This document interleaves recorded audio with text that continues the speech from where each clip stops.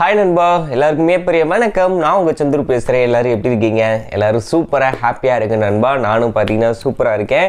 இன்றைக்கான வீடியோவில் எதை பற்றி பார்க்க வரோம்னா, சாம்சங் கேலக்ஸி S23 அல்ட்ரா இந்த ஸ்மார்ட் ஃபோனோட கம்ப்ளீட் ஸ்பெக் பார்த்தீங்கன்னா கிடச்சிருச்சு. டிசைன் வைஸ் பார்க்கும்போது இந்த ஸ்மார்ட் ஃபோன் வந்து பெரிய லெவலில் மாறுதல் இல்லாமல் போன ஜென்ரேஷனில் எப்படி இருந்துச்சு அதே மாதிரி தான் பார்த்தீங்கன்னா இந்த வட்டமும் S23 அல்ட்ரா பார்த்தீங்கன்னா இருக்க போது. ஆல்ரெடி நம்ம சேனலில் இந்த S22 அல்ட்ராலாம் பார்த்தீங்கன்னா டாப் டு பாட்டம் எல்லா ரிவ்யூமே நான் போட்டிருப்பேன்னு நினைக்கிறேன். ஏன்னா நான் அதைத்தான் பார்த்தீங்கன்னா ப்ரைமரி ஸ்மார்ட் ஃபோனை யூஸ் பண்ணலான்னு சொல்லிட்டு வாங்கி ஒரு 15 நாள் கிட்ட என்கிட்ட இருந்துச்சுன்னு நினைக்கிறேன். 15 நாளாக பார்த்தீங்கன்னா கம்ப்ளீட்டாக செக் பண்ணி நம்மளோட யூடியூப்களுக்கு எல்லாம் செட் ஆகுமான்னு பார்த்து எனக்கு செட்டு தான் ஆச்சு. இருந்தாலும் அதை விட ஐஃபோனை கம்பேர் பண்ணும் பெட்டராக இருந்தனால நான் ஐஃபோன் போயிட்டேன். இருந்தாலும் இன்றைக்கி தேதிக்கு வரைக்கும் ஆண்ட்ராய்ட் ஸ்மார்ட் ஃபோனில் ஒரு பெஸ்ட்டு கம்ப்ளீட்டாக எல்லா ஒரு ஆப்ஷன்ஸு யூசர் ஃப்ரெண்ட்லியாக இருக்கட்டும், கஸ்டமைசேஷன் பண்ணுறதா இருக்கட்டும், கூகுள் பிக்சலை கம்பேர் பண்ணும்போது நான் சொல்கிறேன். ஏன்னா கூகுள் பிக்சலை பொறுத்த வரைக்கும் அதுவும் கேமரா பெஸ்ட்டு தான், சாம்சங்கும் கேமரா பெஸ்ட்டு தான். பட் எதில் ஆப்ஷன்ஸ் நிறையா இருக்குது அப்படின்னு பார்க்கும்போது சாம்சங்கில் தான் நம்ம ஒத்துக்கிட்டாகணும். ஏன்னா எனக்கு ரொம்பவே பிடிச்ச ஒரு ஆப்ஷன் அப்படின்னா கேமராவில் ஒரே நேரத்தில் எல்லா லென்ஸுக்கும் ஸ்விட்ச் பண்ணிக்க முடியும். ஃப்ரண்ட் கேமராவுக்கும் பார்த்தீங்கன்னா வீடியோ எடுக்கும்போது டக்குன்னு ஸ்விட்ச் பண்ணிக்க முடியும். போர்ட்ரேட்டில் வீடியோஸ் எடுக்கும் போது ஏகப்பட்ட அந்த கிளிச் எஃபெக்ட்டு, பேக்ரவுண்ட் வந்து பிளாக் அண்ட் ஒயிட்டாக மாற்றி எடுக்கிறது, இந்த மாதிரி ஏகப்பட்ட ஆப்ஷன்ஸ் பார்த்தீங்கன்னா ரொம்பவே பயனுள்ள வகையில் பார்த்தீங்கன்னா சாம்சங்கோட யூஐயில் வந்து கொடுத்துருப்பாங்க. அது UI 5.1 பார்த்தீங்கன்னா இந்த சாம்சங் கேலக்ஸி S23 அல்ட்ரா பார்த்தீங்கன்னா வரப்போகுது. ஸோ இந்த மாதிரி ஆப்ஷன்ஸ்லாம் வந்து பார்த்தீங்கன்னா எனக்கு பர்சனலாக இந்த சாம்சங்கோட டிவைஸில் பிடிக்கும்.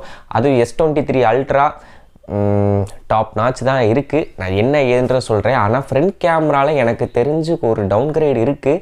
அது என்ன எப்படி பண்ணியிருக்காங்க, ஏன்னா டவுன்கிரேடு நம்ம வார்த்தையில் சொல்லிடலாம். பட் அது ரியல் டைமாக லைவுக்கு வரும்போது போன ஜென்ரேஷனோட பெஸ்ட்டாக இருந்தால் ஓகே தான். ஓகே, ஃபஸ்ட்டு என்னென்னலாம் கொடுத்துருக்காங்க அப்படின்றத சொல்லிடுறேன். மொதல் விஷயம், அந்த நோட் சீரீஸையும் கேலக்ஸி சீரீஸையும் மெர்ஜ் பண்ணும்போது அந்த பென், அந்த ஸ்டிக்கு மாதிரி ஒன்று கொடுப்பாங்க பார்த்தீங்களா, அது வந்து பார்த்திங்கன்னா நல்ல விஷயந்தான். நான் வந்து இந்த S22 அல்ட்ரா இருக்கும்போது அதை யூஸ் பண்ணேன்னா அப்படின்னு கேட்டிங்கன்னா, ஃபஸ்ட்டு ஒரு 3 நாள் பார்த்திங்கன்னா தொடர்ந்து ஆர்வமாக சும்மா கிறுக்கிறது, நோட்ஸ் எடுக்கிறேன்ற பேரொழியில் அதை எழுதுறது அப்படிலாம் பண்ணிகிட்டு இருந்தேன். பட் அது வந்து எனக்கு அவ்வளவோ யூஸபிளாக இல்லை. இதே இது நீங்கள் வந்து பெயிண்டிங்கில் இன்ட்ரெஸ்டடாக இருக்கீங்க, எனக்கு வந்து சும்மா எனக்கு டைப் பண்ணுறத விட ஹேண்ட் ரைட்டிங் பண்ணுறது பிடிக்கும், அந்த மாதிரி பண்ணுறவங்களுக்கு அது கண்டிப்பாக யூஸ்ஃபுல்லாக தான் இருக்கும். ஸ்கெட்ச் பண்ணுறவங்களுக்குலாம் நல்லாயிருக்கும். அந்த சென்சிட்டிவ் லைட்டாக ப்ரெஸ் பண்ணால் ஒரு விதத்தில் பட்டையாடிக்கும், ரொம்ப லாங் ப்ரெஸ் பண்ணி அழுதின்னு வச்சுக்கோங்களேன், ரொம்ப அழுத்தி எழுதும். ஸோ இந்த மாதிரி சென்சிட்டிவிட்டிலாம் பார்த்திங்கன்னா நல்லாவே இருந்துச்சு. ஸோ அந்த பென் இருக்கிறது அதை பயன்படுத்துகிறவங்க அட்வான்டேஜ், பயன்படுத்தாதவங்களுக்கு அது சும்மா பார்த்திங்கன்னா ஃபோனில் சொருகி இருக்கும், அவ்வளோதான். ஓகே, டிஸ்பிளேன்னு பார்க்கும்போது 6.8 inch Quad HD + AMOLED display, 120 ஹெர்ட்ஸுக்கான ரெஃப்ரெஷ் ரேட்டோடு இருக்க போது, டால்பி விஷன், HDR10+ சப்போர்ட்டு, எல்லா விதத்துலேயும் பார்த்தீங்கன்னா அதுதான் பார்த்தீங்கன்னா ஒரு டாப் டிஸ்பிளேவாக இருக்குது. ஸோ அதனால டிஸ்பிளே இந்த வட்டமும் பார்த்தீங்கன்னா பக்காவாக பண்ணியிருக்காங்க, எந்த ஒரு பிரச்சனையும் இல்லை. இதோட ப்ரொடக்ஷனுக்கு பார்த்தீங்கன்னா Corning Gorilla Glass victus 2. So இது வந்து ஒரு லேட்டஸ்ட்டு மாடல், அதுதான் பார்த்தீங்கன்னா யூஸ் பண்ணியிருக்காங்க. என்ன தான் இவங்க அந்த மாடல் இந்த மாடல் லேட்டஸ்ட்டாக கொடுத்தாங்கன்னு சொன்னாலும் நம்ம ஃபோனை கேஸ் போடாமல் யூஸ் பண்ணணும்னு வச்சுக்கோங்க, உள்ளுக்குள்ள ஒரு பயம் இருக்குது பார்த்தீங்களா, அதை வார்த்தையால் விவரிக்க முடியாது. அதுவும் இந்த ஸ்மார்ட் ஃபோன் கண்டிப்பாக 1,20,000, 1,10,000, 1,00,000 தாண்டி தான் பார்த்தீங்கன்னா மார்ஜின் வைப்பாங்க. அப்படி இருக்கும் போது கீழே போட்டால் எந்த ஸ்மார்ட் ஃபோனாக இருந்தாலும் உடையதான் செய்யும். ஸோ அதனால் கார்னிங் கிளாஸ் victus 2ன்றது இன்னும் அந்த ஸ்க்ராட்ச் ரெசிஸ்டன்ஸ் வேணால் இருக்குமே தவிர ஃபுல் அண்ட் ஃபுல் ஒரு ப்ரொடக்ஷனாக பார்த்தீங்கன்னா இருக்காது. அதே மாதிரி இன்னொரு முக்கியமான விஷயத்தையும் சொல்லிடுறேன். இந்த சாம்சங்கோட டாப் எண்ட் மாடலை மட்டும் லான்ச் பண்ண உடனே முந்தி அடைச்சி வாங்கிடாதீங்க.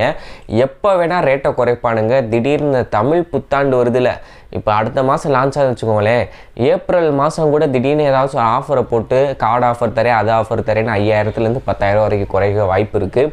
அதுமெல்லாம் காம்போ ஆஃபர் வேறு தருவானுங்க. ஸோ அதனால் சாம்சங் டிவைசஸை மட்டும் லான்ச் ஆன உடனே வாங்கிடாதீங்க.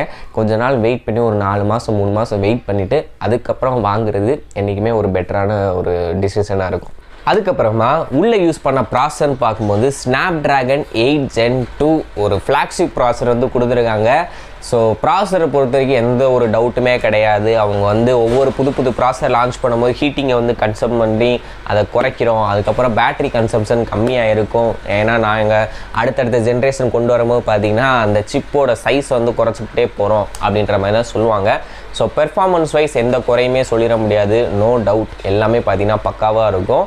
ரியல் டைமில் வரும்போது அந்த camera image processing, optimization, software யூஏயை எப்படி வந்து அவங்க கண்ட்ரோல் பண்ணி நல்லா டெலிவரி பண்ணுறாங்க எல்லாத்தையும் பார்த்து தான் நம்ம முடிவு பண்ணுற மாதிரி இருக்கும். ஸோ ப்ராசரை பொறுத்த வரைக்கும் எந்த குறையும் கிடையாது.